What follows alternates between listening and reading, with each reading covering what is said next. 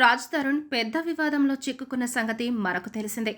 లావణ్య అనే యువతితో 11 సంవత్సరాల పాటు రిలేషన్లో ఉండటమే కాకుండా తనని పెళ్లి చేసుకున్నారని, అయితే ఇప్పుడు తనని మోసం చేశారంటూ గత కొద్ది రోజులుగా పెద్ద ఎత్తున ఆరోపణలు చేస్తున్నారు. ఎలాగైనా నాకు తనకు రాజ్ తరుణ్ కావాలి అంటూ ఈమె పోలీస్ కేసు పెట్టడమే కాకుండా తనకు న్యాయం జరగాలని పోరాటం చేస్తున్నారు. అయితే ఈ పోరాటంలో భాగంగా సినీ నటుడు ఏపీ డిప్యూటీ సీఎం పవన్ కళ్యాణ్ను కలిసి న్యాయం కోసం పోరాటం చేస్తానని వెల్లడించారు.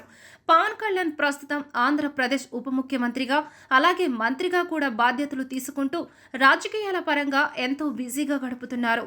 ఈ క్రమంలోని లావణ్య పవన్ కళ్యాణ్ గురించి మాట్లాడుతూ తాను పవన్ కళ్యాణ్కు వీరాభిమానినని తెలిపారు. పవన్ కళ్యాణ్ సినిమా విడుదలైన మొదటి రోజు మొదటి షో చూస్తాను. అలాగే నా కారు వెనక పవన్ కళ్యాణ్ స్టిక్కర్ తప్పనిసరిగా ఉంటుంది.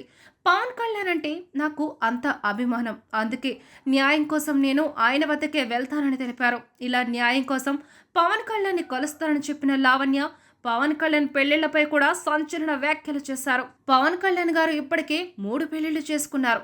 ఇక తన 2 భార్యలకు విడాకులు ఇచ్చినప్పటికీ వారితో ఈయన కలిసినప్పుడు వారికి ఏ విధమైనటువంటి లోటు లేకుండా చూసుకున్నారు. కానీ రాజ్ తరుణ్ అలా కాదు. కనీసం నేను భోజనం చేయడానికి కూడా డబ్బులు ఇచ్చేవాడు కాదు అంటూ ఆరోపణలు చేశారు. మరి అన్యాయం జరిగిన లావణ్యకు పవన్ కళ్యాణ్ తన స్టామినా ఉపయోగించి న్యాయం చేస్తారా? రాజ్ తరుణ్ విషయంలో ఆయన ఎలాంటి నిర్ణయం తీసుకుంటారన్నది తెలియాల్సి ఉంది.